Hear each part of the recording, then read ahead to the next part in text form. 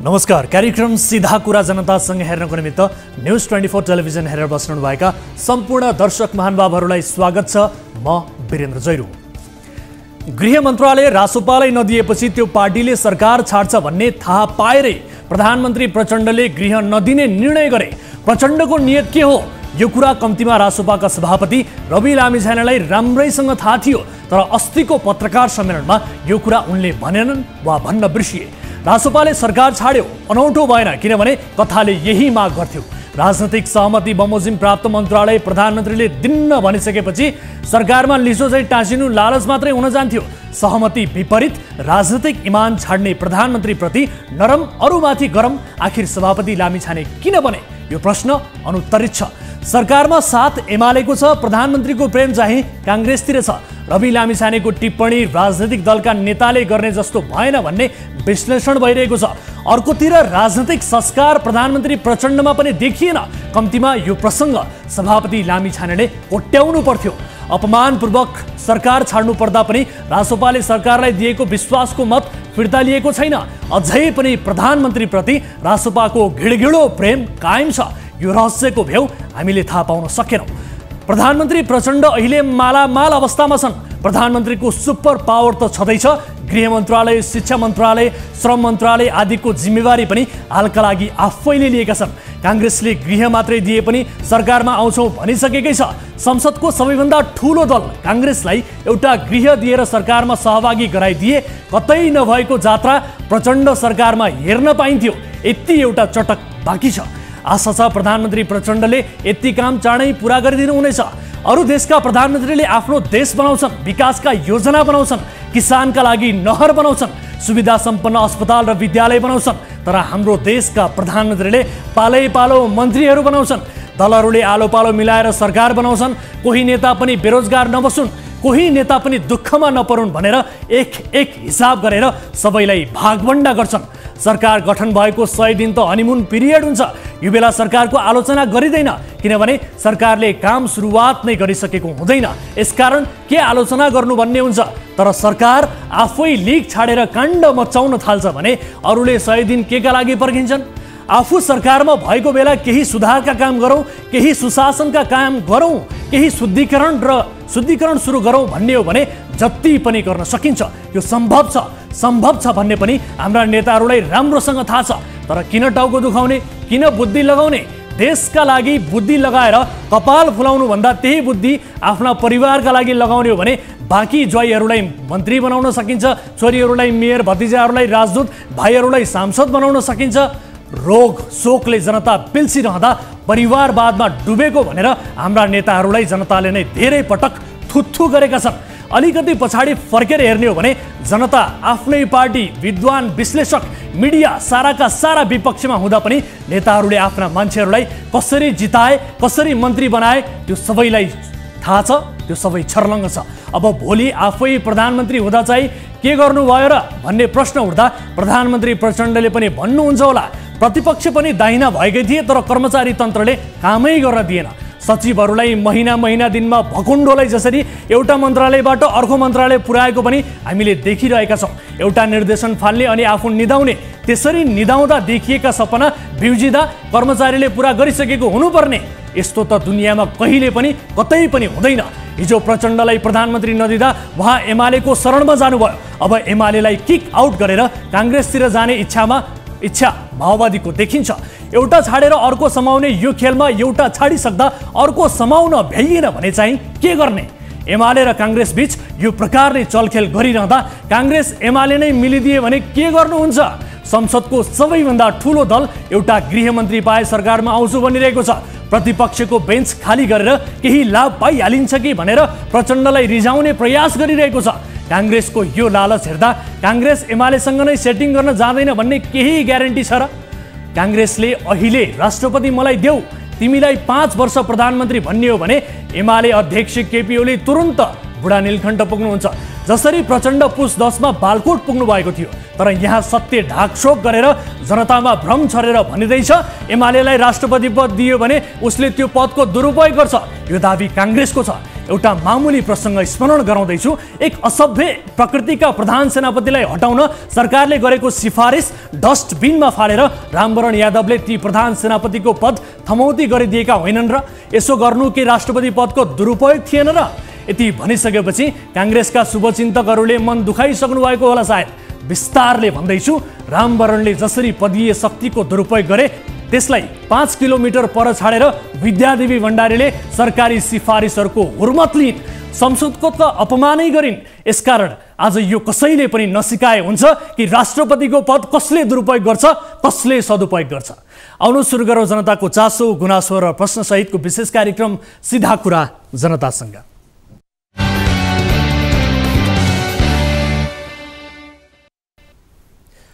स्वागत छ दर्शक महानुभावहरू। कार्यक्रम सीधा कुरा जनतासँगको नयाँ श्रृङ्खलामा उपस्थित भइसकेका छौँ। विविध विषयहरूसहित कार्यक्रममा उपस्थित भएका छौँ। केही नयाँ विषयहरू छन्, केही फलोअप विषयहरू पनि छन्। आम नागरिकका चासो, गुनासो र प्रश्नसँग जोडिएका विषयलाई समावेश गर्दै ती विषयको जवाबदेहिता खोज्ने र ती विषयको समाधान खोज्ने क्रम निरन्तर जारी छ। र आजको कार्यक्रममा कुवेतमा बन्धकमा परेकी एक नेपाली चेली आइती माया थिङको सीधा कुरा जनतासँगको पहलमा सकुशल उद्धार भएको सुखद रिपोर्ट प्रस्तुत गर्दैछौँ। यो सुखद रिपोर्ट आजको कार्यक्रममा देखाउँदैछौँ। र यस्तै झापाका किसानले अन्डा र कुखुरा पालेर आन्दोलन गरेका छन्। किसानको समस्यालाई आजको कार्यक्रममा प्राथमिकताका साथ प्रस्तुत गर्दैछौँ र यसबारे थप कुराकानी गर्दैछौँ। र यस्तै टर्की भूकम्पको एपिसेन्टरमा रहेका नेपालीहरूको अवस्थाबारे लाइभ अपडेट आजको कार्यक्रममा लिँदैछौँ। र प्रहरी बिटमा बालेनको डोजर आक्रमण भएको प्रसङ्ग पनि छ। कानुनलाई चुनौती दिँदै सडक मिचेर ठाउँ ठाउँमा प्रहरी बिटको संरचना बनेका छन्। कुन कुन ठाउँमा बनेका छन् त्यो आजको कार्यक्रममा देखाउँदैछौँ। यसबाहेक अन्य फलोअप रिपोर्ट पनि कार्यक्रममा समावेश हुनेछ। तपाईँ दर्शकहरूका प्रत्यक्ष टेलिफोन कल र भिडियो कल पनि कार्यक्रममा लिनेछौँ। कार्यक्रमको सुरुवात गरौँ ताली र गालीबाट। यसअघि हामीले सोधेको प्रश्न थियो, सरकारबाट बाहिरिँदै रासोपाका सभापति रवि लामिछाने मूलधारका मिडिया विरुद्ध कटाक्षमै उत्रिए। यस्तो कटाक्षलाई सत्ता गुमाउनुको पीडा भन्न मिल्छ? मिल्छ भन्नेले तालीमा र मिल्दैन भन्नेले गालीमा भोट गर्नुपर्ने थियो। जसअनुसार 36.36% तालीमा र 63.64% गालीमा मत जाहेर गर्नुभएको छ। अर्थात् सभापति लामिछानेको यस्तो कटाक्षलाई सत्ता गुमाउनुको पीडा भन्न मिल्दैन भन्नेमा बढी मत परेको छ। गालीमा दर्शकहरूले बढी मत व्यक्त गर्नुभएको छ। अब ताली र गालीका लागि आजको प्रश्न यस प्रकार छ। प्रधानमन्त्री पुष्पकमल दाहालले सार्वजनिक विदा धेरै भएर सेवा प्रवाह प्रभावित भएको टिप्पणी गरेका छन्। प्रधानमन्त्री दाहालले सार्वजनिक विदा कटौतीको साहस गर्छन् भन्नेले तालीमा र गर्दैनन् भन्नेले गालीमा भोट गर्नुहोला। हाम्रो पात्रोको एप्लिकेसनमा गएर ताली र गालीका लागि भोट गर्न सक्नुहुनेछ र भोटिङ सुरु हुन्छ अब आजको पहिलो अनि महत्त्वपूर्ण विषय, किसान र मजदुरका नाममा नेपालमा राजनीतिको खेती फस्टाउने गरेको छ। तर नेपाली किसानको खेती कहिल्यै पनि फस्टाउँदैन। खेतका उत्पादन सडकमा फालेर चितवनका किसानले यसपटक आन्दोलन गरे। मङ्गलबार झापामा कुखुरा उत्पादकहरू सडकमा निस्किए। कुखुरा उत्पादकहरूले उत्पादन लागत नै नउठ्ने अवस्थामा कसरी कुखुरा पाल्ने, कसरी अन्डा उत्पादन गर्ने भन्ने प्रश्न तिर्साएका छन्। लागत नै नउठ्ने गरी आखिर नेपाली किसान किन यस्तो दर्दनाक अवस्थामा पुगे त? हेरौँ यो विशेष रिपोर्ट। उचित मूल्य नपाएको भन्दै झापाका किसानले बिर्तामोडको मुक्ति चोकमा अन्डा र कुखुरा फालेर विरोध प्रदर्शन गरेका छन्। आफ्नो उत्पादनको बजार सुनिश्चित गर्नुपर्ने माग र आफ्ना समस्यामा सरकारको ध्यानकर्षण गराउन विरोधको यस्तो शैली अपनाइएको किसानहरूले जनाएका छन्। किसानहरूले 1000 भन्दा बढी कुखुराहरू सडकमा फालेका थिए भने उचित बजार मूल्य पाउनुपर्ने माग पनि गरेका थिए। सरकारले कृषि कर्ममा लागेका किसानहरूको मर्म नबुझेको भन्दै बाध्य भएर आफूहरू सडकमा उत्रिनु परेको उनीहरूको दुखेसो छ। हाल बजारमा एउटा अन्डाको मूल्य 15 रुपैयाँ छ। किसानहरूले एउटा अन्डा उत्पादन गर्न 11 रुपैयाँ 20 पैसा खर्च हुने गर्दछ। तर बिचौलियाले 8 रुपैयाँ नाफा माग्ने गरेको किसानहरू बताउँछन्। राज्यलाई प्रश्न, राज्यको विरुद्धमा मैले चाहिँ बोल्दैछु। अहिले राज्यले किनिदियोस्, हामीलाई नेपाल सरकारले किनिदियोस् न, हामीलाई स्टक गरोस्, कुनै गोदाम बनाओस्, जे बनाओस्, त्यस पछाडि हामीले त्यहाँ बेच्नु पाऊँ, सरकारले हेरोस्। यो रहरले भएन, एकदम बाध्यताले भयो। किसानहरू अत्यन्तै अप्ठ्यारो अवस्थामा छन्, किनभने ब्याङ्कको ब्याज प्राय किसानहरूले अस्ति असोजबाटै तिरेको छैन। सरकारले पोल्ट्री क्षेत्रमा नेपाल आत्मनिर्भर भएको घोषणा गरिरहँदा उत्पादित कुखुराका लागि बजारको व्यवस्थापन गर्न नसकेको किसानहरूको भनाइ छ। किसानसँग सस्तोमा लिएका अन्डा र कुखुराको मासु बजारमा पुग्दा उपभोक्ताहरूले भने ठूलो मूल्य तिर्नु परेको र यसले बिचौलिया मटाउने अवस्था आएको उनीहरूको गुनासो छ। बैंकको बढ्दो ब्याज दरको मारमा परेको भए पनि सरकारले कुखुरा पालक किसानलाई कुनै राहत नदिएको भन्दै उनीहरूले कुखुरा र अन्डा सडकमा छाडेका हुन्। किसानहरूले 4% लिएको कृषि कर्जा 9% पुगिसकेको छ, तर सरकारले भने किसानलाई जोगाउन कुनै पहल नगरेको गुनासो उनीहरूको छ। अत्यन्तै मारमा छौँ। हामी चाहिँ पलायन हुने अवस्था छ। हामी विदेश जान पनि सक्दैनौँ। 3-4 करोड लगानी बैंकको लगानी लाएर हामीले गरेको छौँ, व्यवसाय गरेको छौँ। हाल झापामा लेयर कुखुरा पाल्ने र अन्डाको उत्पादन गर्ने करिब 40वटा फर्महरू छन्। उनीहरूले दैनिक 30,000 अन्डा उत्पादन गरिरहेका छन्। लेयर कुखुरा अन्डा दिने वयस्क हुने बेलामा समयमा धेरै लगानी गरिसकेको हुने र घाटामा अन्डा बेच्नुपर्ने बाध्यता उत्पादकहरूमा छ। देशका लगानीकर्ताहरूको उत्पादन प्रवर्धन तथा बजारको व्यवस्थापन गरे नेपालमा उत्पादित अन्डाबाटै निर्भर हुने अवस्था आउँछ।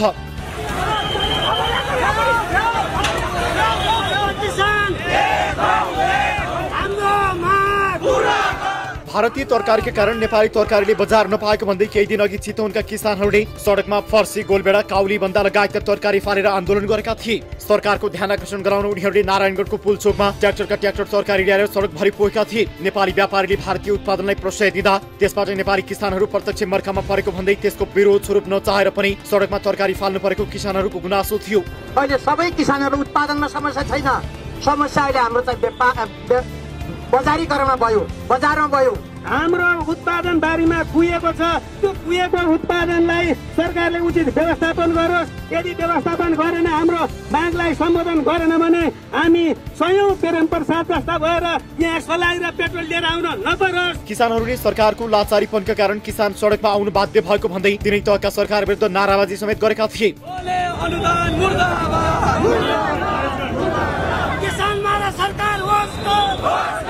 व्यवसायीहरूको मागको उचित सम्बोधन गर्दै हरियो तरकारी तथा अन्डा उत्पादक व्यवसायीहरूलाई प्रोत्साहन गर्न सम्बन्धित निकायको ध्यान जान आवश्यक देखिन्छ।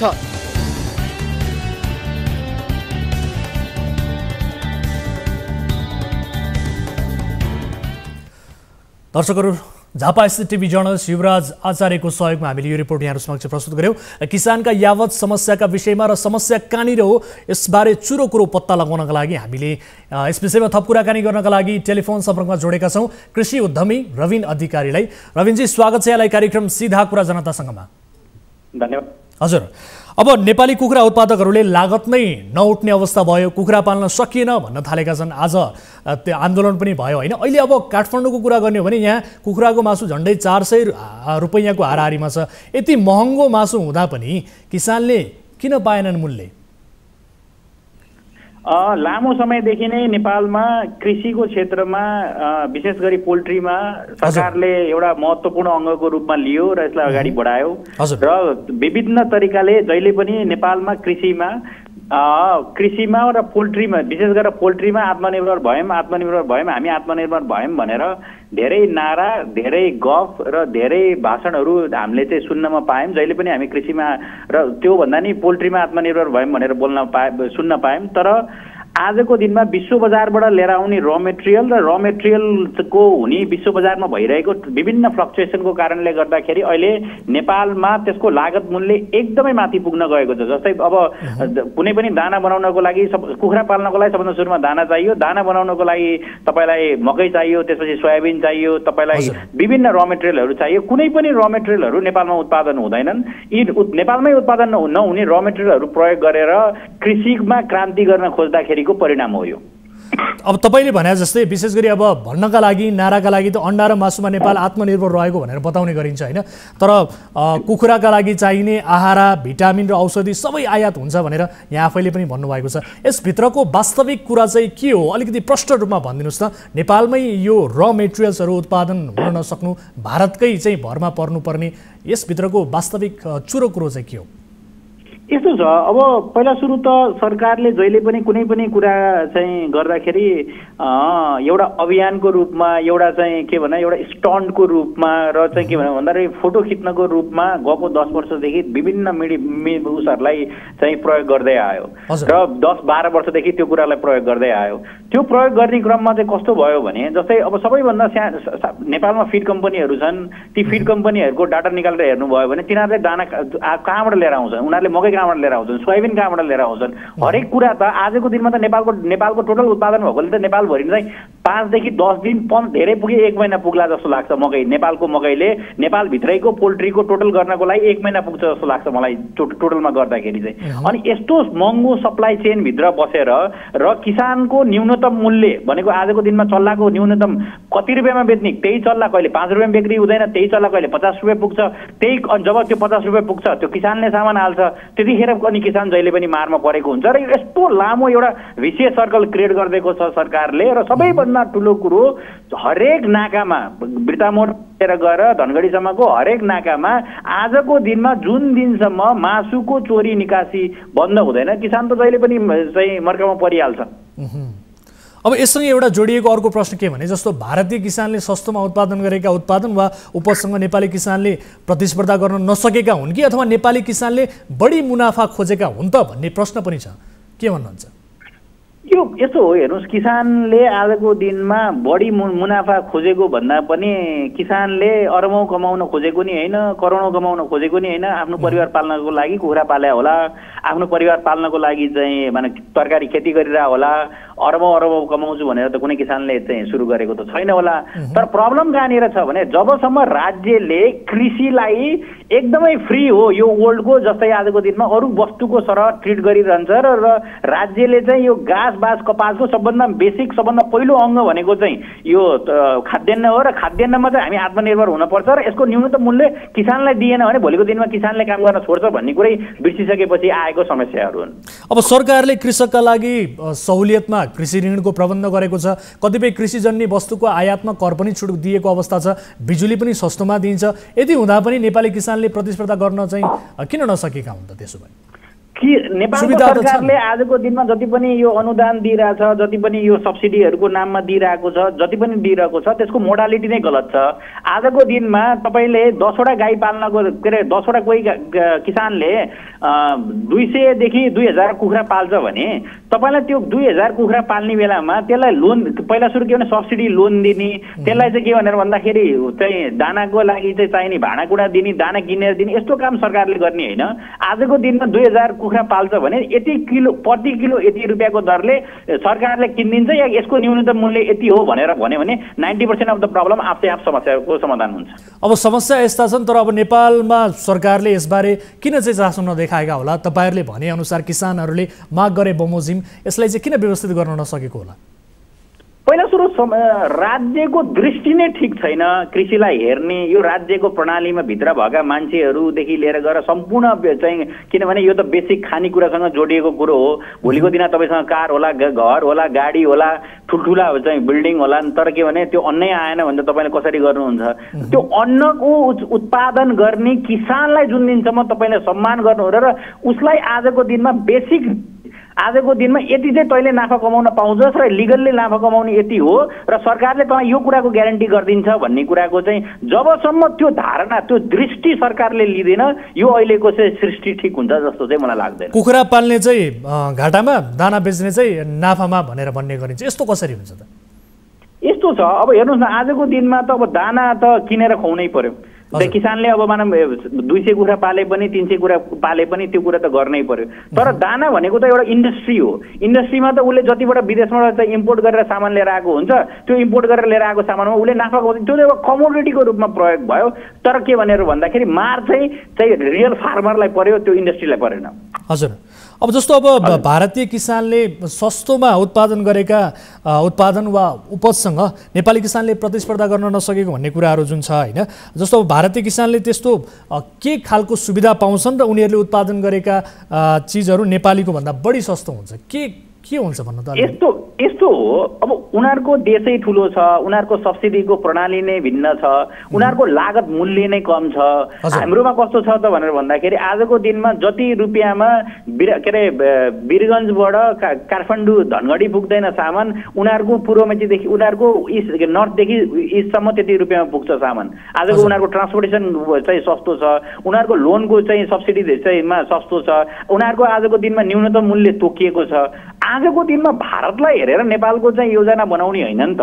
हाम्रो देशलाई कति आलु चाहिन्छ, कति टमाटर चाहिन्छ, कति मासु चाहिएको छ, कति अन्डा चाहिएको छ, यति सानो कुरो त पहिला सुरु त नेपालमा चाहिँ व्यवस्थापन गरेर यति किसानहरूको मूल्य यति पाइसकेपछि अरू सामान बाँकी रहेको चाहिँ बाहिरबाट लिने भन्ने नीति लिने हो कि जति जे यो पनि के भनेर भन्दाखेरि कपडा जस्तो, कपी कलम जस्तो, टेबल र चाहिँ कुर्सी जस्तो जति इम्पोर्ट गर्न ल्याए पनि दे, नेपालमा उत्पादन भए पनि हो नि, बाहिर पनि भन्ने कुरा त यो त खाद्यान्नको कुरोमा त यस्तो गर्नु हुँदैन नि त सरकारले त। त्यसो भए ठ्याक्कै अब यो सबै कुरा चाहिँ उतैबाट ल्याउनु पर्ने छ, नेपालीले कसरी प्रतिस्पर्धा गर्न सक्लान् भन्ने कुराहरू छ होइन। सरकारले चाहिँ के गर्नु पर्यो 1 2 3 ठ्याक्कै भनिदिनुहोस् त। अब छोटोमा के चाहिँ गर्यो भने यो समस्या पहिला सुरु चाहिँ कुनै पनि सरकार भने के हो त भनेर भन्दाखेरि आजको दिनमा राज्य केलाई चाहिन्छ, राज्यका नीति केलाई चाहिन्छ, राज्यमा बस्ने मान्छेहरूलाई के चाहिन्छ त पहिला सुरु नीति चाहिँ कस्तो भने देशभित्र कुनै पनि समस्या आइहाल्यो, कुनै पनि युद्ध भइहाल्यो, कुनै पनि डिजास्टर भइहाल्यो, जस्तै अहिले टर्कीमा भएको जस्तो अस्ति नै हाम्रोमा भएको थियो, त्योभन्दा पहिला हामीलाई नाकाबन्दी भएको थियो। यस्ता समस्या आयो भने हाम्रो चाहिँ पुरै इकोसिस्टम हल्लिन्छ। पहिलो कुरो के भने खाद्यान्नमा आत्मनिर्भर हुनुपर्छ र त्यो आत्मनिर्भर हुनको लागि किसानलाई सम्मान गर्न पर्छ भन्ने कुराको एउटा लाइन लेखेर चाहिँ प्रधानमन्त्री कार्यालयदेखि लिएर गएर तलतिरका मान्छेलाई त्यो कुरो लेख्न लाउनु पर्यो पहिलो कुरो चाहिँ। र सम्मानको तरिकाले उनीहरूले गरेका कामलाई एउटा सम्मानको तरिकाले हेर्न पर्यो पहिलो नम्बरमा। अनि अर्को कुरो सब्सिडीको मोडल चेन्ज गर्न पर्यो। सेकेन्डमा कस्तो भने सब्सिडी यतातिर पछाडिकोबाट दिने होइन, उसले कति किलो टमाटर उत्पादन गरेछ, कति किलो दुध उत्पादन गरेछ, कति चाहिँ मासु उत्पादन गरेछ, त्यसमा सब्सिडी दिन पर्यो। त्यो पछाडिबाट सब्सिडी दिँदाखेरि जहिले पनि चाहिँ सरकारले चाहिँ गन्जा गोलको सिस्टम चाहिँ क्रिएट गर्यो। तेस्रो नम्बरमा चाहिँ के भने गभर्नमेन्टको डाटाबेस, कृषिको डाटाबेस ठिक बनाउन पर्यो। यो तीनटा कुरा गर्न थालिसकेपछि कतिपय कुराहरू आफ्नै आस मिल्दै जान्छन्। हस् रविन सर, यो समय र संवादका लागि धेरै धेरै धन्यवाद। धन्यवाद सर। दर्शकहरू, किसानहरूको यस्तो दर्दनाक अवस्था छ र यही अवस्थाका बारेमा हामीले के हो त समस्या भन्ने विषयमा कुराकानी गऱ्यौँ। कृषि उद्यमी हुनुहुन्छ रविन अधिकारी, उहाँसँग हामीले कुराकानी गऱ्यौँ। अब अर्को विषयतर्फ म यहाँहरूको ध्यान आकर्षण गराइहाल्छु। यस विषयमा विशेष गरी कृषि नीति सरकारको ठिक नभएका कारणले किसानहरूले बेला बेलामा यस किसिमका समस्याहरू बेहोर्नुपर्छ भन्ने किसिमका कुराहरू आएका छन् र गम्भीरतापूर्वक अब कृषि मन्त्रालय र सँगसँगै सरकार, राज्यले, 3 तहका सरकारले पनि यसबारेमा कृषिका बारेमा राम्रो नीति ल्याओस्, हामी यही चाहन्छौँ। र यस्ता विषयलाई त हामी प्राथमिकताका साथ फलोअप पनि गरिरहेका छौँ, उजागर गरिरहेका छौँ र सम्बन्धित निकायको ध्यान आकर्षण पनि गराइरहेका छौँ। किसानको पक्षमा हाम्रो आवाज जहिले पनि बुलन्द नै रहेको छ। अब अर्को विषयतर्फ यहाँको ध्यान आकर्षण गराइहाल्छु। सिरियाको सीमा नजिकै दक्षिण पूर्वी टर्कीमा सोमबार बिहान गएको भूकम्पमा परि अहिलेसम्म 5000 भन्दा बढीको ज्यान गइसकेको छ। विश्व स्वास्थ्य सङ्गठनलाई उद्धृत गर्दै अन्तर्राष्ट्रिय सञ्चार माध्यमहरूले यस भूकम्पमा मृत्यु हुनेहरूको सङ्ख्या 8 गुणासम्म पुग्ने जनाएका छन्।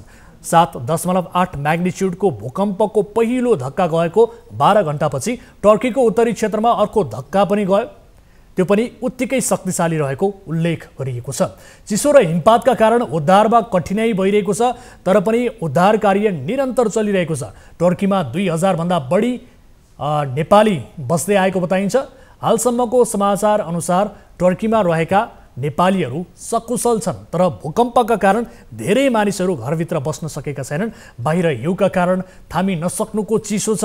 टर्कीमा अहिले नेपालीहरूले भोगिरहेको समस्या चाहिँ कस्ता छन् त? यस विषयमा हामी गैर आवासीय नेपाली सङ्घ टर्कीका महासचिव डाक्टर विनोद पौडेलसँग कुराकानी गर्दैछौँ। उहाँलाई हामी भाइबर मार्फत जोड्ने कोसिस गरिरहेका छौँ। विशेष गरी 2000 भन्दा बढी नेपालीहरूको टर्कीमा बसोबास भइआएको छ र त्यहाँ पछिल्लो समय भूकम्प गएसँगै बसोबास गरिरहेका नेपालीहरूको पछिल्लो अवस्था के छ, उनीहरूको मानसिक अवस्था के छ, कसरी बसिरहेका छन्, यसबारे हामी कुराकानी गर्छौँ। नेपालीहरू सकुशल भए तापनि काममा जान सक्ने स्थिति छैन, बाहिर हिमपात भइरहेको छ, चिसो छ। यस्तो अवस्थामा दैनिक उपभोग्य वस्तुहरूको जोह कसरी भइरहेको छ, उनीहरूको व्यवस्थापन कसरी भइरहेको छ, कसरी बसिरहेका छन्, यो चासोको विषय रहेको छ। विशेष गरी नेपाली दाजुभाइहरू हाम्रा जो टर्कीमा रहनुभएको छ उहाँहरूको अवस्थाबारे थप जानकारी लिने कोसिस हामी गरिरहेका छौँ। गैर आवासीय नेपाली सङ्घ टर्की स्थित यस एनआरएनएका महासचिवलाई हामी जोड्ने कोसिस गरेका छौँ। उहाँसँग हामी कुराकानी गर्ने कोसिस गरेका छौँ, कुराकानी गर्ने तय भएको छ, तर अहिले उहाँको फोन उठिरहेको छैन। मलाई जानकारी प्राप्त भएअनुसार धेरै मानिसहरू अहिले त्यहाँ बसिरहेका छन्। नेपालीहरू 2000 भन्दा बढी नेपाली छन्। यद्यपि अहिलेसम्म नेपालीहरू सकुशल रहेको भन्ने किसिमको जानकारी प्राप्त भएको छ, तर भूकम्प पश्चात प्रभाव कस्तो परिरहेको छ ती नेपालीहरूमा भन्ने किसिमको जानकारी हामी लिन गइरहेका छौँ। हाम्रो भाइबर सम्पर्कमा जोडिनु भएको छ गैर आवासीय नेपाली सङ्घ टर्कीका महासचिव डाक्टर विनोद पौडेल हाम्रो सम्पर्कमा हुनुहुन्छ। विनोद सर, यहाँलाई स्वागत छ कार्यक्रम सीधा कुरा जनतासँगमा। हजुर, अब सबैभन्दा पहिले त भूकम्प गइसकेपछि त्यहाँ टर्कीको पछिल्लो अवस्था के छ यसबारे सरसर्ती जानकारी गराइदिनुहोस् न। तपाईहरुलाई थाहा नै छ, हामी सबैलाई हिजो बिहान 4:17 बिहानै पहमा चाहिँ 7.8 रेक्टर स्केलको भूकम्प भएको थियो र त्यस पछाडि पनि लगभग त्यही मात्राको चाहिँ 2टा भूकम्पहरू आए र त्यसले चाहिँ अझ बढी चाहिँ क्षति निम्ताएको छ। र विशेष गरेर पहिलो भूकम्प चाहिँ केन्द्रबिन्दु काजेन्टेपे भन्ने ठाउँमा गएको हो भनेदेखि त्यसका आसपासका 10वटा प्रान्तहरूमा त्यसले नोक्सानी गरेको छ। र अहिले भूकम्प गए पछाडि टर्कीको अवस्था अब एकदम शोकमग्न छ। यहाँको चाहिँ राष्ट्रपतिले 12 तारिकसम्मको चाहिँ शोकको घोषणा गरेर 3 महिना चाहिँ त्यो 10वटा जुन प्रभावित क्षेत्र छन् त्यसमा चाहिँ स्टेट अफ इमर्जेन्सी आपतकालीन घोषणा गरेर चाहिँ अहिले अब द्रुत गतिमा उद्धारका कामहरू चाहिँ भइरहेको छ। जस्तो अलिकति हामी त्यहाँ रहेका हाम्रा नेपाली दाजुभाइहरूको बारेमा पनि कुराकानी गरौँ। उहाँहरूको अवस्था के छ, भूकम्पको प्रभाव नेपालीहरूमा कतिको परेको छ, उहाँहरू कसरी बसिरहनु भएको छ, यसबारे जानकारी गराइदिनुहोस् त। टर्कीमा विशेष गरेर हाम्रो आन्तरिक एनआरएनएको आन्तरिक आकलन अनुसार 1500 देखि 2000 नेपालीहरू बस्नुहुन्छ। विशेष गरी उहाँहरू अलिकति ठुला सहर केन्द्रित नै हुनुहुन्छ, त्यहाँ सहरहरूमा नै बस्नुहुन्छ। अहिले भूकम्प गएको ठाउँ चाहिँ अब इस्तानबुल भन्दा लगभग 1200 किलोमिटर पर टाढा भएको हुनाले त्यहाँ चाहिँ अलिकति थोरै मात्रामा नै हाम्रो नेपालीहरू हुनुहुन्छ।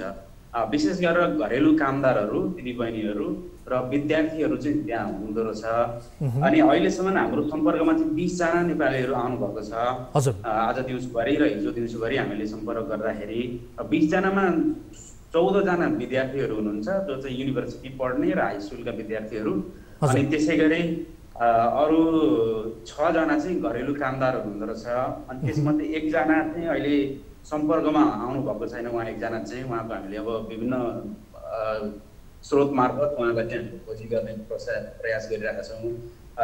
अहिलेसम्म हामीसँग भएको चाहिँ लगभग 21 जनामा 1 जना मिसिङ के सम्पर्कमा हुनुहुन्न, 20 जना सम्पर्कमा हुनुहुन्छ। उहाँहरू कोही सेल्टरमा हुनुहुन्छ अनि कोही चाहिँ होस्टेलमा हुनुहुन्छ। विद्यार्थीहरू सुरक्षित ठाउँमा राखेको छ भनेदेखि कोही चाहिँ भर्खरै मैले सम्पर्क गरेको थिएँ 2 जनासँग, उहाँहरू आङ्कारा, अर्को चाहिँ राजधानी क्यापिटलमा आङ्कारातिर चाहिँ उहाँहरू जाँदै हुनुहुन्छ भन्ने खबर आएको छ। अनि अब कोही नेपालीहरू भूकम्पमा परेर त्यस्तो केही अप्रिय घटना भएको खबर पनि आएको छ कि अथवा के छ? सबैजना सकुशल हुनुहुन्छ भन्ने किसिमको जानकारी त हामीलाई प्राप्त भएको छ। नेपालीहरू त्यस्तो खबर हामीले प्राप्त गरिसकेका छैनौँ। तपाईँहरूलाई त्यस्तो खबर केही आएको छ? अहिले त्यस्तो नेपालीहरू हताहती भएको तथा अब अलिकति घाइतेहरू भएको भन्ने चाहिँ समाचार अहिले पनि हामीलाई पनि उपलब्ध छैन, किनकि हामी सरकारी स्रोतमा त अब जति पनि हताहती हुनुभएको छ, बित्नु भएको छ, त्यो सबै मान्छे बित्या हुन्, यो देशको यो नागरिक भन्ने अब अहिले त्यो अवस्था छैन। त्यो नभएको हुनाले हामीले चाहिँ हाम्रो सर्कल मार्फत, हाम्रै चाहिँ चिन्जान भएका सर्कलहरू जसले चाहिँ यहाँ पठाउनु भएका एजेन्टहरू मार्फत नै हामीले आन्तरिक रूपमा चाहिँ उहाँहरूलाई खोजिरहेको हुनाले त्यस्तो सूचना जानकारी चाहिँ हामीलाई प्राप्त भएको, अप्रिय घटना चाहिँ हामीलाई प्राप्त भएको छैन नेपालीहरूको। हजुर, अब त्यहाँ अहिले हिमपात भइरहेको छ, चिसो छ, नेपाली कामदारहरू चाहिँ काममा जान सक्ने अवस्था छैन, विद्यार्थीहरू पठन पाठनमा जाने अवस्था छैन, उहाँहरूको अवरोध भइरहेको छ। त्यसमाथि अब यो दैनिक उपभोग्यका वस्तुहरू कसरी चाहिँ जो भइरहेको छ, तपाईँहरूले एनआरएनएको तर्फबाट कस्तो किसिमको भूमिका निर्वाह गरिरहनु भएको छ, यसका लागि समग्रमा बताउनुहोस् त।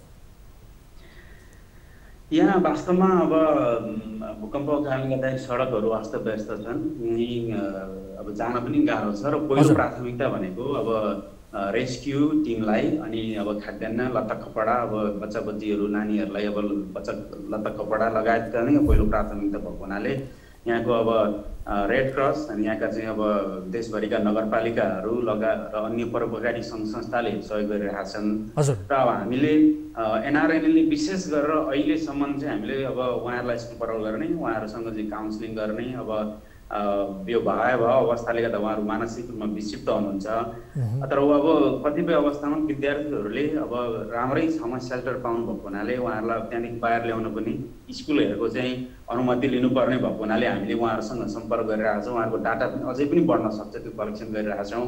र हाम्रो एनआरएनए अन्तर्राष्ट्रिय समन्वय समितिसँग चाहिँ हामीले समन्वय गरेर त्यहाँ जोहरू अब त्यो ठाउँबाट बाहिर आउन चाहनुहुन्छ, ढिलो चाँडो सबै नै आउनुहुन्छ, आउनै पर्ने हुन्छ। अनि त्यो चाहिँ सबै खर्चहरू एनआरएनले बिहोर्ने, राष्ट्रिय समन्वय समिति तथा अन्तर्राष्ट्रिय समन्वय समितिले चाहिँ बिहोरेर हामी सहयोग गर्न चाहिँ हामी तयार छौँ। अहिले चाहिँ हामीले डाटाहरू नै कलेक्सन गरेका छौँ। र यो महामारीको अवस्थामा अब हिँड्ने गाडीहरू पनि नभएको, रेल सेवा सुविधा पनि नभएको हुनाले अहिले चाहिँ हाम्रो पहिलो प्राथमिकता भनेको चाहिँ उहाँहरूलाई त्यहाँ सुरक्षित रूपमा राख्ने, सुरक्षित रूपमा बस्ने अनि हामीसँग सम्पर्कलाई विकास गर्ने, अनि त्यस पछाडि उहाँहरूलाई हामी चाहिँ आवश्यकता अनुसार उहाँहरूलाई सहयोग गर्छौँ। हामी त्यहाँ जान पनि सक्छौँ सबै सहयोग गर्नलाई। अब उहाँहरू कतिपयहरू चाहिँ अब यस्तो छ कि घरबेटीकोमा काम गर्नुहुन्छ, अब अहिले अप्ठ्यारो परेको बेलामा छोडेर खुद्द भागिहाल्न पनि नमिल्ने अवस्था छ। अब केटाकेटीहरू पनि छन्, उहाँहरूले पनि अब राम्रो परिवारमा चाहिँ काम गरिराखेको मानिसहरू अब दिदीबहिनीहरूसँग मैले सम्पर्क गरेको थिएँ। अनि त्यो भएको हुनाले अब छोडेर पनि आउन नसक्ने अब परिवारहरूसँगै हुनुहुन्छ। हामी अहिलेलाई चाहिँ अब गाह्रो पर्दा छोड्दैनौँ, पछि चाहिँ अब के गर्नुपर्छ हामी खबर गर्छौँ भन्ने चाहिँ उहाँहरूले हामीलाई प्रतिक्रिया दिनुभएको छ। अब त्यस्तो अप्ठ्यारो पऱ्यो, हामीलाई उद्धारै गर्नु पऱ्यो भन्ने भयो भनेदेखि त हामी त 24 घन्टा तयार छौँ। अब समग्रमा यो बताइदिनुहोस्, त्यहाँ टर्की सरकारले भूकम्प पछाडि राहत तथा उद्धारका लागि कस्तो किसिमको काम गरिरहेको छ? यसमा एनआरएनएले केही त्यस्तो किसिमको सरकारसँग समन्वय गरिरहेको छ कि छैन त अहिलेसम्म आफ्ना नेपाली दाजुभाइहरूलाई सुरक्षित राख्नको लागि? अहिले त त्यस्तो हामीले समन्वय गर्न पाएकै छैनौँ यहाँ। त्यो सँगै अब हाम्रो टर्कीमा चाहिँ राजदूतावास पनि नभएको, कन्सुलर पनि नभएको हुनाले अलिकति हामीलाई संस्थागत रूपमा हामी अब एनजिओ पनि भएको हुनाले र हामी अब सिभिल सोसाइटी सामान्य नागरिक पनि भएको हुनाले अलिकति हामीलाई अप्ठ्यारो चाहिँ परेको छ। यो विषयमा हामीले इस्तानबुलमा माफ गर्नु होला, यो इस्लामाबादमा भएको नेपाली राजदूतावासमा चाहिँ आजदेखि हामी समन्वय गरिरहेका छौँ, सम्पर्क गरिरहेका छौँ र उहाँहरूलाई अब सकेसम्म यो एउटा अवसर पनि हो। नेपालबाट चाहिँ अब रेस्क्यु गर्ने टिमहरू पनि त्यस्तो चाहिँ पठाउनु भयो भनेदेखि एउटा राम्रो हुन्छ भन्ने किसिमले उहाँहरूलाई हामी चाहिँ सल्लाह पनि दिइरहेका छौँ। किनकि अब यो धेरै ठुलो भएको हुनाले अब केही नेपालीहरू पनि पर्नु भएको छ, अनि यो चाहिँ एउटा राम्रो खर्चको निम्ति उहाँहरूले चाहिँ नेपाल सरकारले पनि कन्ट्रिब्युट गरोस् भन्ने चाहिँ हाम्रो चाहना छ।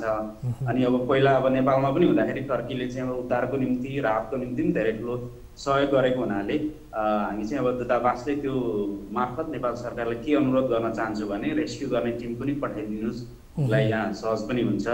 र त्यो दूतावास मार्फत नेपाल सरकार र टर्की सरकार बिच चाहिँ समन्वय भयो भनेदेखि हामी एनआरएनएलाई पनि काम गर्न सजिलो हुन्छ र हामी यहाँ जो खटिरहेका प्रशासनसँग चाहिँ समन्वय गर्न सजिलो हुन्छ भन्ने भन्न चाहन्छु। हस्, यो समय र संवादका लागि म तपाईँलाई धेरै धेरै धन्यवाद दिन चाहन्छु। हस्, धन्यवाद सम्पर्कको लागि। दर्शक महानुभावहरू, टर्कीमा भूकम्पपछि हाम्रा नेपाली दाजुभाइहरूको अवस्था कस्तो छ यसबारे जानकारी लियौँ र एनआरएनएले बताएअनुसार हाम्रा नेपाली दाजुभाइहरू बारे केही नेपालीहरूको बारेमा जानकारी आएको छ भने केहीको बारेमा अझै पनि जानकारी आएको छैन। हताहती भएको पनि हुनसक्छ, त्यसबारे यद्यपि अहिलेसम्म खबर आएको छैन।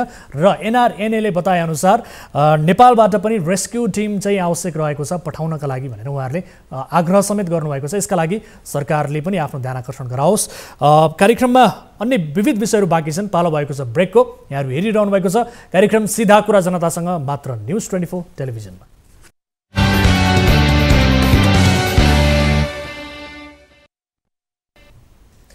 ब्रेकपछि स्वागत छ दर्शक महानुभावहरू कार्यक्रम सिधा कुरा जनतासँगमा। अब अर्को विषय, सडक मिचेर बनाइएको एउटा प्रहरी बिट भत्काउन काठमाडौँ महानगरका नगर प्रहरीहरू डोजर लिएर मैतीदेवी चोक पुगे। महानगरले प्रहरी बिटमै डोजर लगाउँछ भन्ने सम्भवतः प्रहरीहरूले थाहा त पाएका थिए, तर बिट भत्काएपछि प्रहरीका सरसामान कहाँ राख्ने भन्ने बन्दोबस्त भइसकेको थिएन। नेपाल प्रहरी र महानगर बीच आवश्यक समन्वय नभएकै कारण हुन सक्छ प्रहरीले आफ्ना सामान नजिकैको एउटा मन्दिरमा राखे। यदि अर्को विकल्पसहित प्रहरी तयारी अवस्थामा हुन्थ्यो भने प्रहरीका सामान मन्दिरमा राखिरहनु पर्ने थिएन। कानुनको परिपालना गराउने प्रहरी आफैले सडक मिचेर बिट राखेको दृश्य आफैमा सुहाउँदिलो चाहिँ थिएन। हेरौँ यो विशेष रिपोर्ट। अनाधिकृत रूपमा निर्माण भएको 12 वर्षपछि मैतीदेवीमा रहेको प्रहरी बेटमा काठमाडौँ महानगरपालिकाको डोजर चलेको छ। मैतीदेवी चोक स्थित सडकमै रहेको प्रहरी बेट महानगर प्रहरीले मंगलबार डोजर लगाएर भत्काएको हो। महानगर प्रहरी प्रमुख राजु पाण्डे सहित मंगलबार दिउँसो पुगेको नगर प्रहरी बलको टोलीले प्रहरी बेट हटाएको थियो।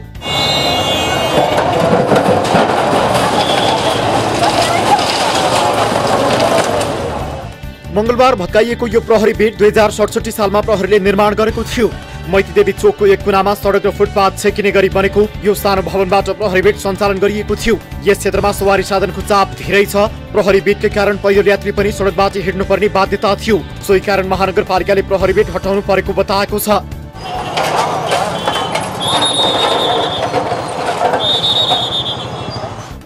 सडक मिचेर बनाइएका प्रहरी बेट अन्यन्त्र पनि छन्। काठमाडौँका अन्य केही स्थानमा पनि सडक मिचेर प्रहरीले बेट बनाएको छ। सडक विस्तार नहुँदै बनेका केही बेट सडक विस्तारपछि पनि सोही स्थानमा तयार भए। सडक विस्तार अघि अतिक्रमण नदेखिएका बेट पछि सडकमै परेको देखिएपछि हटाउनु पर्ने आवाज उठ्दै आएको थियो। थापाथली स्थित यो बेटले पनि सडक अतिक्रमण गरेको छ। सडक अतिक्रमण गरेर बनाइएका यस्ता संरचनाले आवागमनमा बाधा पुर्याउँदै आएका छन्। यस्तै बालुवाटारको मुख्य गेट अगाडि सञ्चालनमा रहेको यो ट्राफिक प्रहरी बेटले पैदल यात्रुलाई बाधा गर्दै आएको छ। यो बाहेक जडीबुटी चोकमा समेत प्रहरी बेट सञ्चालनमा छ। महानगरले सडक अतिक्रमण गरेर बनाइएका बेटहरू हटाउने योजना बनाएको छ। महानगरको हतारे शैलीले सामान सार्न सकस प्रहरीले आफ्ना सामान मन्दिरमा सारे। मैतीदेवी चोकमा रहेको प्रहरी बेट हटाउन महानगरले मंगलबार डोजर चलायो। तर यो काममा स्थानीय सरकारले नेपाल प्रहरीसँग आवश्यक समन्वय मिलाएको चाहिँ देखिएन।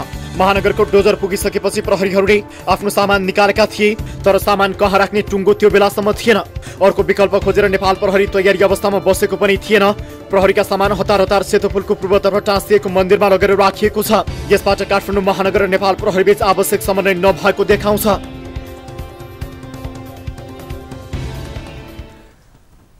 दर्शकहरू, कानुनको पालना गराउनु पर्ने प्रहरी आफैले कानुन मिचेर यसरी सडक मिचेर प्रहरी बिटहरू बनाएको छ र त्यही बिटमा आज महानगरको डोजर चलेको छ। यद्यपि महानगर र प्रहरी बीच खास समन्वय भने देखिएको अवस्था छैन। सोही विषयलाई हामीले रिपोर्ट मार्फत समावेश गर्यौं। अब अर्को विषयतर्फ यहाँको ध्यान आकर्षण गराउन चाहन्छु। सिन्धुलीको हरिहरपुर गढीकी आइतीमाया तामाङ केही समयदेखि कुवेतमा घरेलु श्रमिकका रूपमा कार्यरत थिइन्। तर कुवेतमा यी नेपाली चेलीलाई रोजगारदाताले तलब सुविधा दिन त परको कुरा शारीरिक यातना दिन थाले। उनको खुट्टामा लागेका निलडाम सहित हामीले कार्यक्रम सीधा कुरा जनतासँगको 960औं श्रृङ्खलामा रिपोर्ट प्रस्तुत गरेका थियौं। नेपाली चेलीलाई यस्तो अवस्थामा पुर्याउने कसैको नियत थियो वा थिएन त्यो हामीलाई थाहा छैन। तर आइतीमायालाई कुवेत पठाउने प्रक्रियामा रवि घरती मगर, ज्ञानबहादुर थोकर र सरिता राउत जोडिएका थिए। हामीले आइतीमायाले पाएको यातनाको रिपोर्ट सार्वजनिक गरेपछि अहिले उनको उद्धार भएको छ।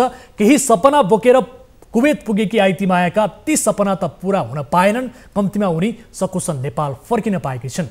जीवित रहे पनि बाँकी सपना बिस्तारै पूरा गर्न पनि सकिन्छ।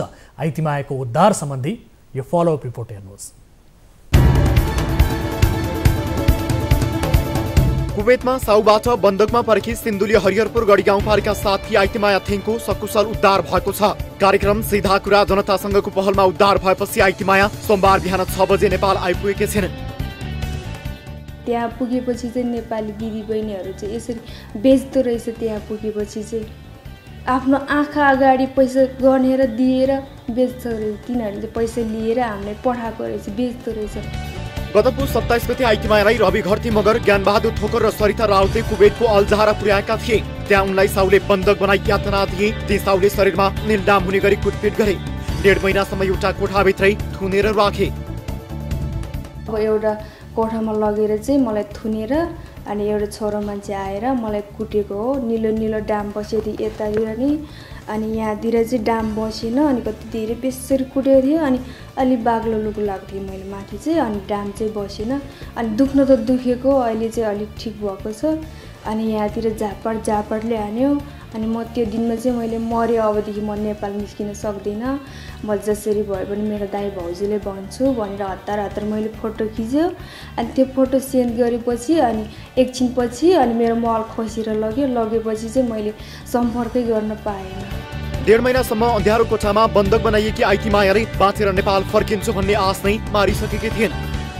कस्तो दुःख लाग्यो कि त्यहाँ चाहिँ कस्तो म कसरी बाँचेर आयो होला भनेर म कस्तो सोच्छु कि सर, नआए नि हुन्थ्यो भनेर म कस्तो रुएर बस्यो दिन रात पनि थाहा छैन, केही थाहा छैन।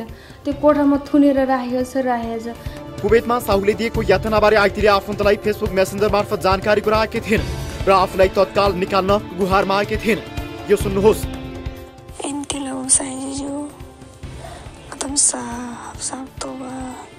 थबरी छेप्पा क्रमर ग्याङमा कंग्यारी सातार शिवडङ ब्ल्याङ्ग्याङमा लबङदम नेपाली निबी सिजिन पहिलो दरेम सिमजामा इनमा साप तो दिलमा हासिमा नेपाली अब सिज ब्याङ लबरो एक गल्ती दिए आलामा तेला कोलो कोर समसमोबा खापा pangtamanyan ba ay ala ko kajam malaki sardish pingo ke Nepali पुग्नु ba। आइती मायाले उद्धारका लागि याचना गरेको यही अडियो सामग्री र शरीरमा निर्नाम देखिने तस्बिर बोकेर उनका आफन्त सिधा कुरा जनतासँगको सहारा खोज्न आइपुगेका थिए। कार्यक्रमको 960औं श्रृङ्खलामा हामीले आइती मायाको विषयमा रिपोर्ट नै प्रसारण गरेका थियौं। मलाई यसरी कुटपिट गर्यो, अब मलाई जसरी निकाल्नु एजेन्टहरूले समाउनु भनेर फोन नम्बर दिनुभएको थियो। अब थाहा छैन हामीलाई अरू छ।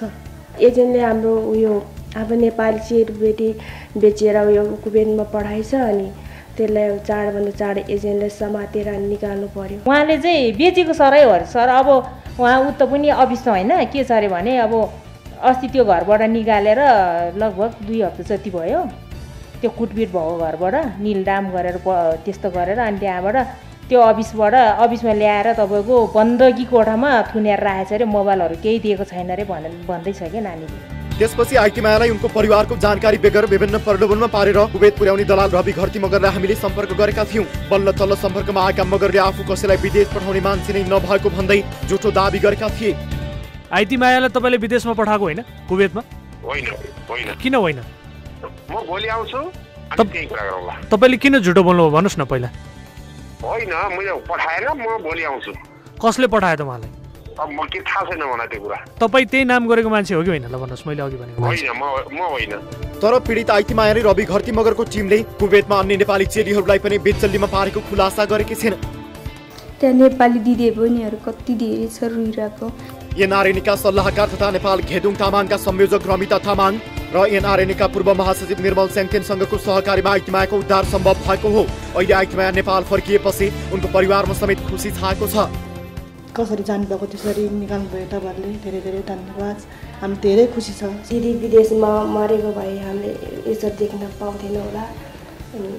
आज तपाईँले नेपाल राम्ररी पठाउनु भयो, अनि एकदम खुसी लागिरहेको छ। यो मान्छे होइन मरेर लास आएको भए त कति उसो हुन्थ्यो सर होइन। अहिले राम्रो भएर आयो। यो तपाईँहरूले जसरी ऊ हिँडेर गएको थियो त्यसरी उद्धार भएर आएको छ। अरूलाई पनि त्यसरी उद्धार गरिदिनु पर्यो। तपाईँहरूको हात छ। दशमलाई बिन्ती गर्छु हजुरहरूलाई होइन, तर तपाईँहरूकै हातबाट नै उद्धार हुनुपर्छ सर। दर्शकहरू, हामीले बारम्बार भनिआएका छौँ कि यो काम राज्यले गर्नुपर्ने हो। यदि राज्यमा बस्ने, रोजगारी गर्ने, बसी खाने सुविधा हुन्थ्यो भने कोही पनि विदेशी नै थिएन।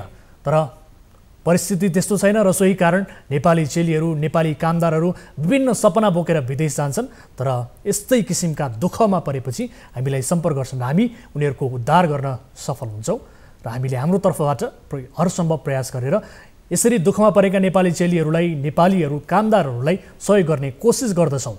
हामीले बारम्बार भनिरहेका छौँ, जीवन रहे बाँकी सपना बिस्तारै पुरा हुन्छ। तर आफ्नो जीवन महत्त्वपूर्ण हो र जीवन रहनुपर्छ र जसोतसो बाँचेर यी चेली स्वदेश फर्किएकी छन् र अब यिनको नयाँ जीवन सुरु हुनेछ। अब अर्को विषयतर्फ यहाँहरूको ध्यान आकर्षण गराइहाल्छु। ललितपुरकी पुनम महर्जनले ठगी गरेको र कतैबाट पनि न्याय नपाएको भन्दै एक व्यक्ति आफ्नो परिवारसहित गुनासो गर्न कार्यक्रम सीधा कुरा जनतासँगको सम्पर्कमा आइपुगे। उनले देखाएको प्रमाण अनुसार पुनमले ती व्यक्तिबाट 10 लाख लिएकी थिइन् तर फिर्ता गरेकी थिइनन्। उनको गुनासोपछि पुनम महर्जनको समेत प्रतिक्रिया लिन हामी उनी भए ठाउँमै पुग्यौं तर उनले प्रतिक्रिया दिन चाहिनन्। हामीले रिपोर्ट सार्वजनिक गरेपछि पुनम प्रेस काउन्सिल पुगिन् र भनिन् मेरो प्रतिक्रिया नराखी एक पक्षीय समाचार प्रसारण भयो। हामीले अहिले पुनम समेतको प्रतिक्रिया राखेर फलोअप रिपोर्ट प्रस्तुत गर्दैछौं। यो रिपोर्ट हेर्नुहोस्।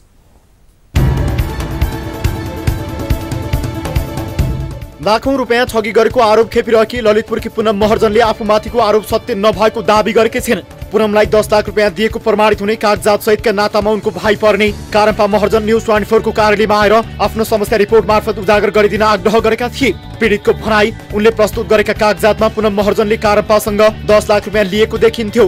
तथ्य र प्रमाणले पुष्टि गर्ने यो मामिलालाई कार्यक्रम सीधा कुरा जनतासँगको 944औं श्रृङ्खलामा प्रसारण गरेका थियौं। ललितपुर खोकनाका कारम्पाको गुनासो उनीसँग भएका प्रमाण र अर्को पक्ष पुनम महर्जनको समेत भनाई राख्ने प्रयास रिपोर्टमा गरिएको थियो।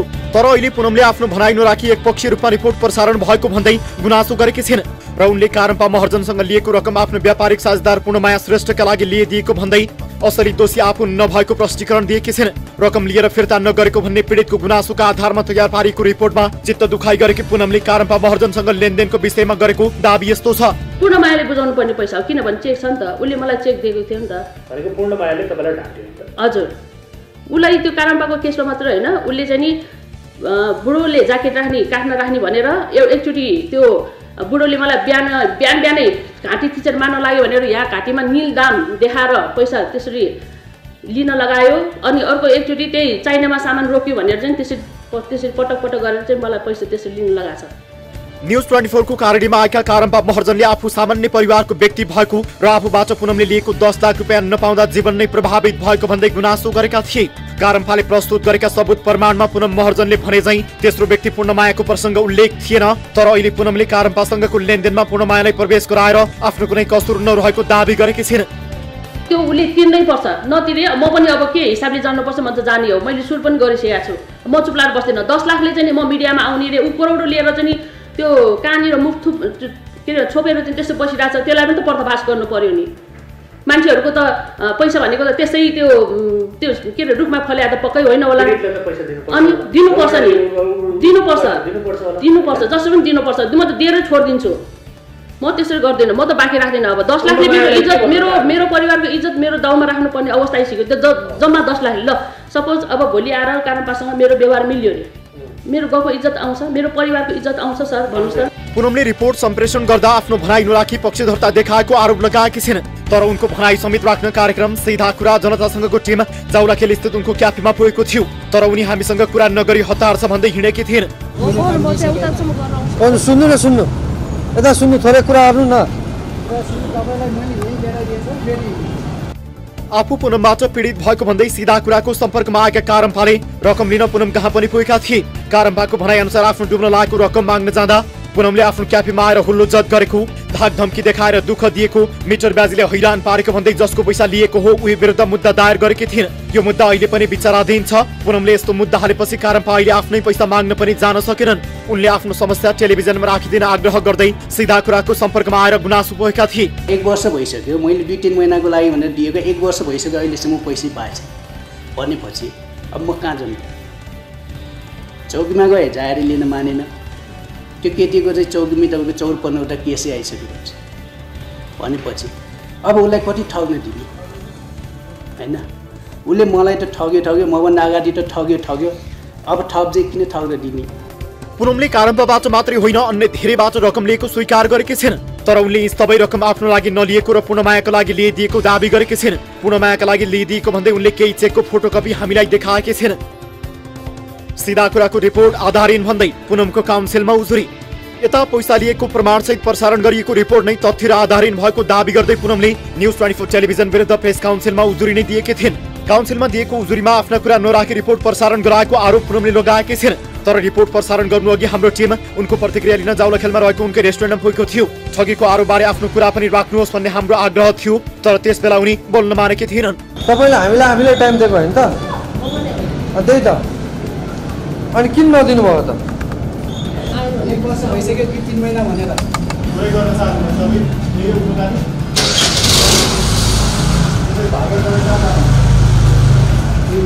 यसबाट पनि स्पष्ट हुन्छ कि हामीले पुनमको भनाइ पनि समावेश गर्ने प्रयास गरेकै थियौं, तर आफूमाथि लागेको आरोपबाट उनी पन्छिएकी थिइन्। अहिले आफ्नो भनाइ राख्न नपाएको भन्दै उनले काउन्सिलमा उजुरी गरेकी छिन्। उनको उजुरीमा उल्लेख भएका धेरै दाबी असत्य समेत थिए। दर्शकहरू, कुनै पनि रिपोर्टमा हामीले पक्षधरता देखाउँदैनौँ, दुवै पक्षको भनाइ समावेश गर्ने हरसम्भव कोसिस हाम्रो रहन्छ। तर यो विषयलाई फेरि पनि हामीले फलोअप गर्नुपर्ने जरुरी देखिएको छ। यसलाई फलोअप गर्छौँ। झन्डै 1.5 करोड बढी ठगी गरेको आरोप रहेको छ र धेरै पीडितहरू हाम्रो सम्पर्कमा पनि आएका छन्। अब अर्को ठगी सम्बन्धी रिपोर्ट प्रस्तुत गरिहाल्छु। 6 वर्षसम्म जापानमा रात दिन एक गरेर कमाएको पैसा काठमाडौँमा एक व्यक्तिले सजिलै झुक्क्याएर खाइदिए। ती व्यक्ति अपरिचित थिएनन्, धेरै पहिलेदेखिका परिचित पनि थिएनन्, जिम सञ्चालक थिए। बाहिरी फुर्तीफार्ती हेर्दा ठिकठाकै लाग्थ्यो। यही भ्रममा परिन् सिन्धुलीकी मोनिका घिसिङ। उनले लाखौं रुपैयाँ अभि भनिने हिरालाल तामाङलाई दिएकी थिइन्, तर अभि भनिने ती व्यक्तिले मोनिकाको रकम फिर्ता गरेनन्। पीडितको गुनासोका आधारमा हामीले तयार पारेको यो रिपोर्ट हेर्नुहोस्।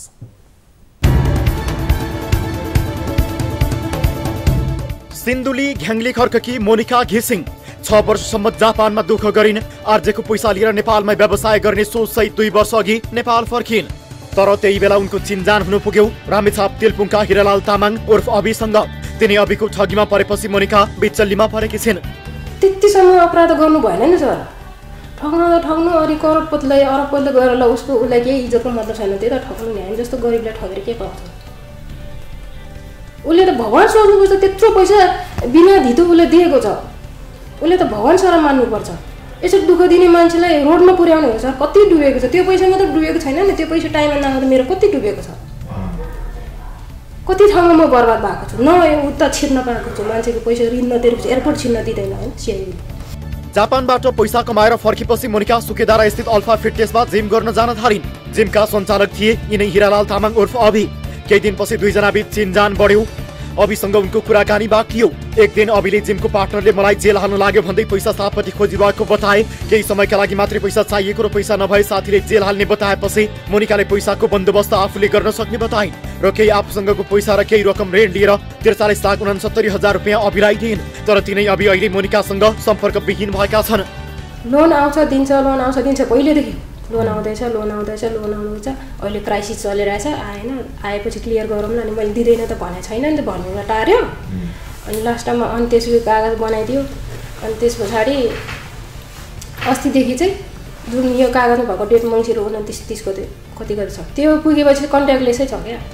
पैसा खोजीमा मोनिकाले कतिपटक म्यासेज फोन गरिन्, कतिपटक जिममा पुगिन्। जिममा भेटेको समयमा भने अभिले पैसा दिने आश्वासन मात्रै दिने गर्थे। भोलि कास दिएको न भोलि गराउनु कि आले तर अभिले पैसा फिर्ता गरेनन्। सम्पर्कविहीन हुँदै गएपछि गत साउनमा दुवैजनाको रोहबरमा तमुसुक समेत बनाएकी छिन्। काठमाडौँ महानगरपालिका वडा नम्बर 32 मा बनाइएको यो पत्रमा घर खर्च तथा व्यापार व्यवसाय गर्न भन्दै 43,69,000 रुपियाँ लगेको उल्लेख छ। पत्रमा 12 लाख चेक मार्फत तत्काल भुक्तानी गर्ने र बाँकी रकम मङ्सिर मसान्तभित्र तिरिसक्ने भाग राखिएको छ। पत्रमा उक्त मितिसम्म भुक्तानी नभएमा घर घरानाको चलअचल सम्पत्ति जायजता समेतबाट असुल पर गरिलिने उल्लेख छ। तर भाका नागेर 2 महिना नागिसक्दा पनि अभिले पैसा फिर्ता गरेका छैनन्। उल्टै मोनिकाबाट सम्पर्कविहीन हुँदै गएका छन्। मोनिका उजुरी दिन प्रहरीमा पनि पुगिन्, तर प्रहरीले उजुरी लिन समेत आनाकानी गरेको उनको गुनासो छ। जापानमा दुःख गरेर न्यू रोडमा पसल खोल्ने मोनिकाको सपना थियो, उनको सबै सपना चकनाचुर भएको छ। ऋणको ब्याज दिन प्रतिदिन बढेपछि उनी अब फेरि विदेशिने बाध्यतामा पुगेकी छिन्। मेरो पैसा त लगएको होइन, जुन ऋण काटेर दिएको पैसाको ब्याज आफ्नो स्कुटर बेच्ने तिर्ने, अर्को ठाउँबाट ऋण काटेर तिर्ने, फेरि त्यो जहाँ ऋण काटेर ब्याज दिनलाई त्यहाँ पनि त ब्याज पाएको छ नि, पाक्दैन सर? यस्तो गरेर त रोडमै पुग्यो क्या। अहिले यहाँसम्म आउँदा पनि केही उपाय, गाडी भाडै हुँदैन, मसँग साथी लिएर हिँड्नुपर्छ। रामेछाप तेलपुङ 7 घर भएका 38 वर्षका यिनै हिरालाल तामाङबाट मोनिका ठगिएकी हुन्। हामीलाई उपलब्ध नम्बरमा फोन गर्दा उनको फोन स्विच अफ छ। विभिन्न म्युजिक भिडियोमा मोडलिङ समेत गरेका अभिले महिलाहरूलाई नजिक बनाउँदै ठग्ने गरेको पीडितको आरोप छ। अभिले अन्य महिलाहरूलाई समेत ठगेको जानकारी प्राप्त भएको छ। ठगीमा परेका महिलाहरू चरित्र हत्या हुने डरले नबरेको उनले बताएकी छिन्। दर्शकहरू, धेरै महिलाहरू यी व्यक्तिबाट ठगीमा परेको समेत जानकारी प्राप्त भएको छ, तर डरले यसरी खुलेर आउन चाहँदैनन्। यद्यपि हामीले यी ठगलाई सम्पर्क गर्ने प्रयास गरेका थियौँ, सम्पर्क हुन सकेन, उनको परिवारलाई सम्पर्क भएको थियो र यो रिपोर्ट नहालिदिनका लागि भनेर प्रभाव पार्न समेत खोजिएको थियो। तर हामी कसैको प्रभावमा पर्दैनौँ। जे कारोबार हो, जे हो, सफा नियतले विश्वासमा गरिएको कारोबारलाई आफूले सहज रूपमा मिलाइदिए भने पीडितहरू हाम्रो कार्यालयसम्म आउँदैन थिए। दर्शक महानुभावहरू, यो विषयलाई हामी फलोअप गर्नेछौँ। यिनै विषयहरू प्रस्तुत गर्दा गर्दै आजका लागि कार्यक्रम सीधा कुरा जनतासँगको निर्धारित समय सकिएको छ। कुनै पनि समस्या पर्नुभएको छ, कुनै पनि आपद विपदमा पर्नुभएको छ, कुनै पनि गुनासाहरू छन् भने तपाईँले हामीलाई हाम्रो टोल फ्री नम्बर 1660122424, एनसेल नम्बर 980115722424 र एनटिसी नम्बर रहेको छ 9745 615654 मा 24 घण्टा तपाईँले सम्पर्क गर्न सक्नुहुनेछ। तपाईँले हामीलाई भाइबर अथवा वाट्सएप र सँगसँगै विभिन्न माध्यमबाट हामीलाई सम्पर्क गर्न सक्नुहुनेछ, आफ्ना गुनासाहरू राख्न सक्नुहुनेछ भन्दै कार्यक्रम सीधा कुरा जनतासँगबाट म वीरेन्द्र जैरू बिदा हुन्छु। नमस्कार।